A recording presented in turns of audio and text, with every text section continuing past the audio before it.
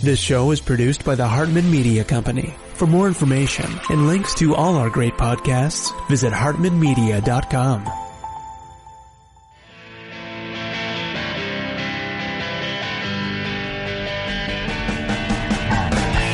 Welcome to the Young Wealth Show, where you'll truly learn how to make, spend, and invest money for an awesome life.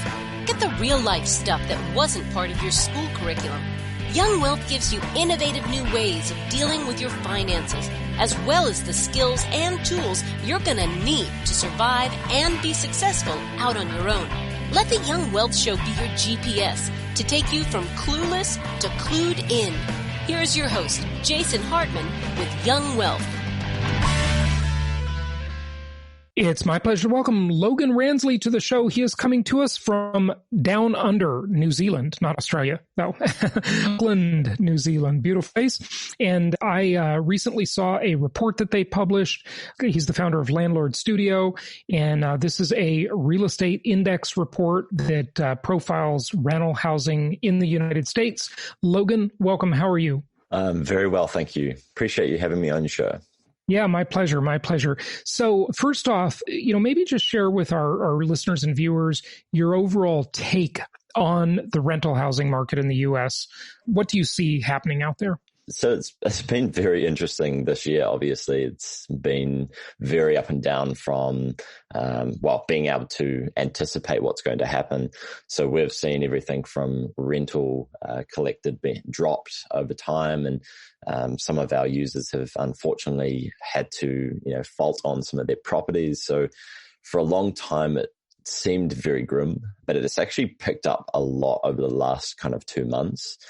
Interest rates are really low in a lot of places. So it's really a really good time to kind of invest in rental properties in general.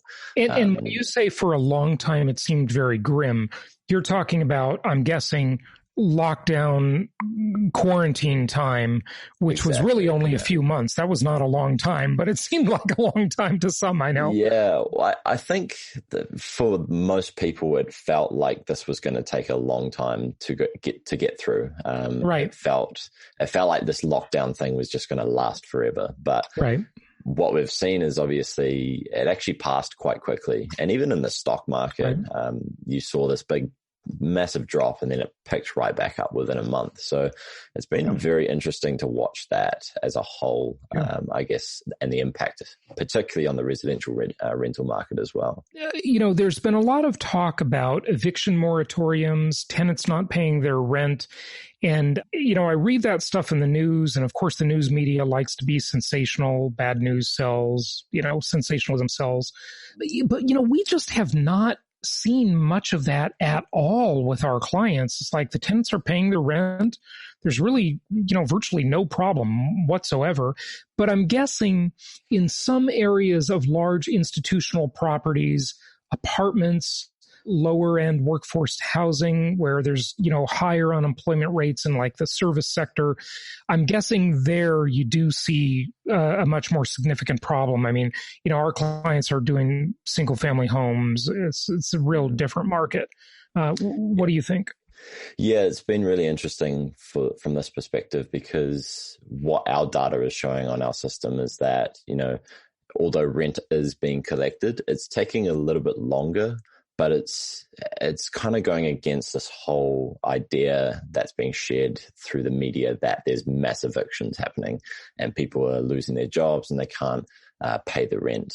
In some cases, that might be the case, but overall, as a kind of aggregated and looking at our data, it's not the case. And the reasons for that may potentially be because the types of people that were affected might be in professional jobs, etc. They've got a steady income. They can work from home, etc. They can still pay the rent, but it might just be taking a little bit longer. Sure.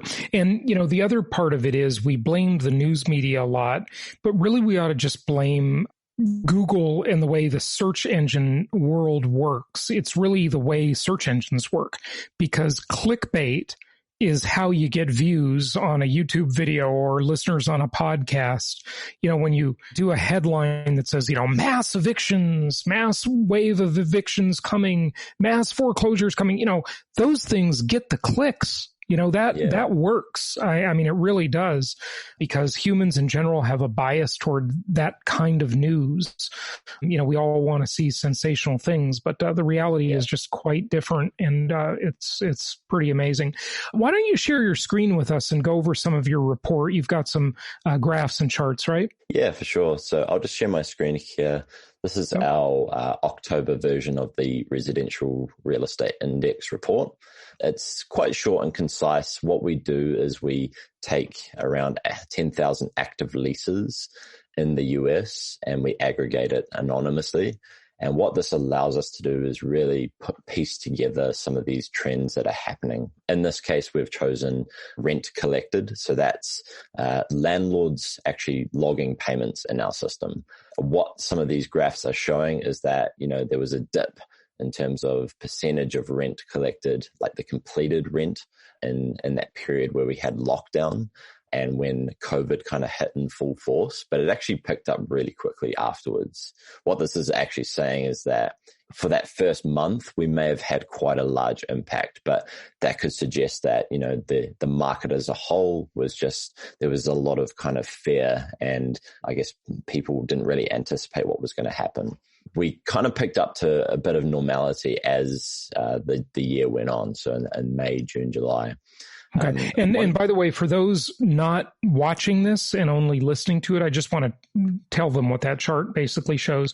Basically, we're looking at a chart here that shows a dip in April and then coming right back up way above that to 80% type level, by September.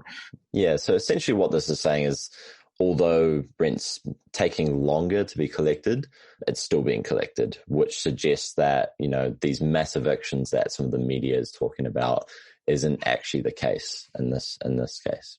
Okay, good. What else should we know? That's really interesting because we've spoken to a lot of our users and we were really interested to see how they responded to this particular, these circumstances.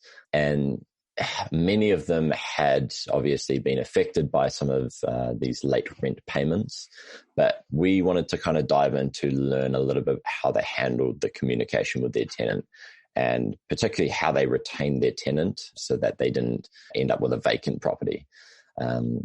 It's the kind of information that we learned from our users was, fairly standard around how they handled these comms. They set up contingency plans. They communicated with the tenants. They set up payment plans so that, the tenants could pay it off over time if they were impacted.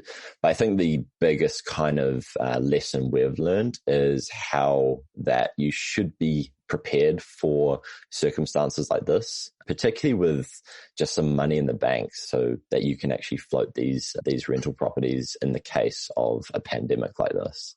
Right. Yeah. Well, this was an event nobody was really expecting, that's for sure. But it's here, and I think everybody has learned a lot from it, and will be much more prepared in the future. So on the decrease, I'm looking at your graphics again here. You show an April decrease of 3%. And an October decrease of 2%. What do those numbers mean? Do you want to share your screen again? So what this is saying is that when that COVID hit and the lockdown hit, we basically had a big decrease in terms of the total completed rent payments after a specific period of time. So we are looking at this trend over a 28-day period.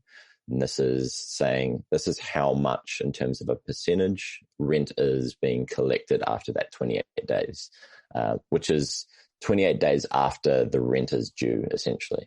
So the rent might be due on the 1st, but we're looking at this over a kind of the month period after that to see actually how long and I guess the percentage of completion over that time.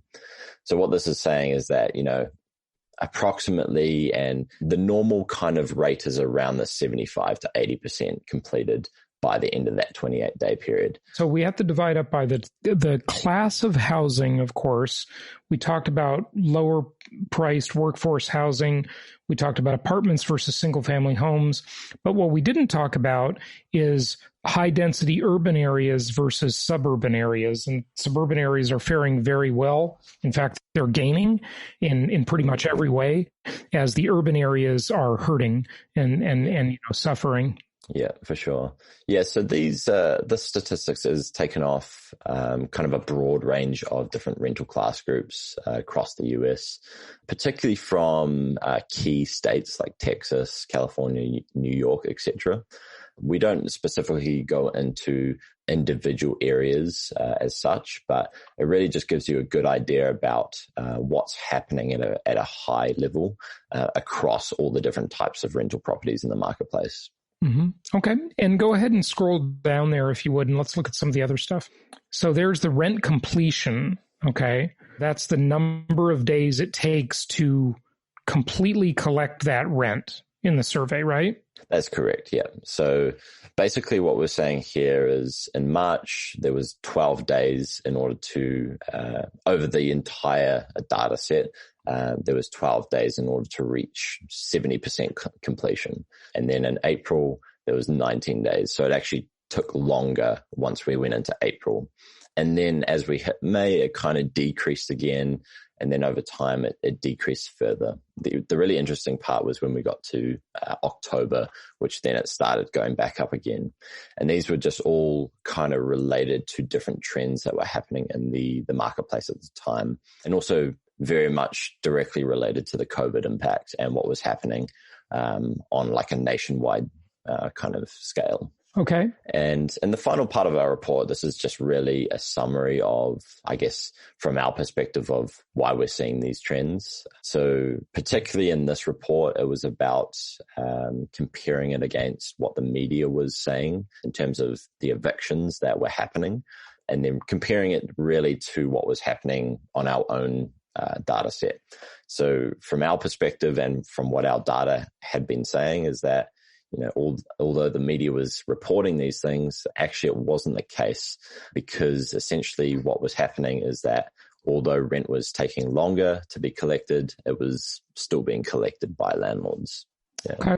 Okay. So just to wrap it up for us, if you would, with just your overall take on the market, where you see it going, just any other thoughts you have on the rental market, but feel free to speak to this sale market too. And, I guess that would, on your platform, that would be, are people adding units to their portfolio? Are they growing their portfolio size? Are they shrinking their portfolio size? That's in my opinion, a proxy for optimism or pessimism in terms of the market outlook. Yeah, so it's really interesting. We've seen a lot of users selling off property, but we've also seen a lot of users expanding property as well. So it's kind of polar. From what my take on this is that essentially there's a lot of people that are still scared and fearful of what's happening. Potentially they are over leveraged. Well, they also might need to raise cash. For example, if they're unemployed, they might need to cash out of the property. Even if the property is performing well, that is not necessarily the issue. The issue is what's going on in the rest of their life. Exactly. So personally, I think it's actually a really good opportunity for buying into the rental market at the moment. Like, interest rates are very low, but from my own conservative nature, I would be hesitant to over leverage and take on too much debt as well. But in saying that, I think there's an opportunity at the moment for people to expand their properties and to potentially figure out a way of kind of retaining what they have rather than just selling everything off. But I also understand that in some circumstances that, a lot of people can't just do that. Yeah. So it's really... You didn't break up this report though on geographical locations. I mean, even my mother, who has only sold one property in her whole life. She's just an accumulator she just wants to buy more and more. She is even thinking finally of selling off some of her portfolio in California because that state is so poorly run. I heard a funny thing the other day. I just got to share with the audience. Elon Musk, widely considered to be the world's smartest man, right? So, and he recently announced, he's moving to Texas, right? And, he's probably going to start moving his business affairs out of California too. But, so far it's just a personal move, right? And so the funny line is Elon Musk, the world's smartest man, is moving away from the world's dumbest governor, Gavin Newsom. I thought that was pretty funny.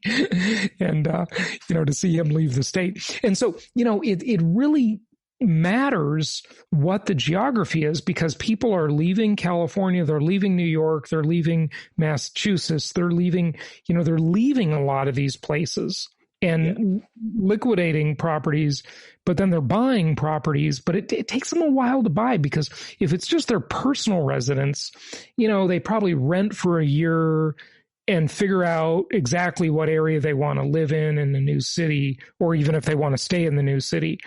So, there's kind of a lag time there.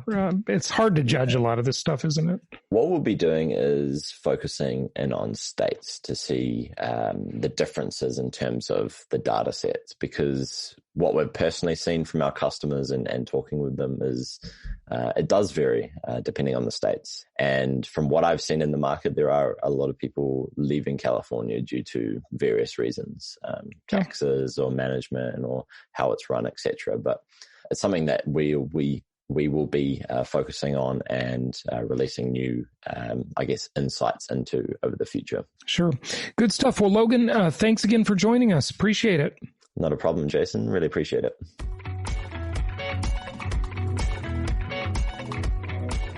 Thank you so much for listening. Please be sure to subscribe so that you don't miss any episodes. Be sure to check out the show's specific website and our general website, hartmanmedia.com, for appropriate disclaimers and terms of service. Remember that guest opinions are their own, and if you require specific legal or tax advice or advice in any other specialized area, please consult an appropriate professional. And we also very much appreciate you reviewing the show. Please go to iTunes or Stitcher Radio or whatever platform you're using and write a review for the show. We would very much appreciate that.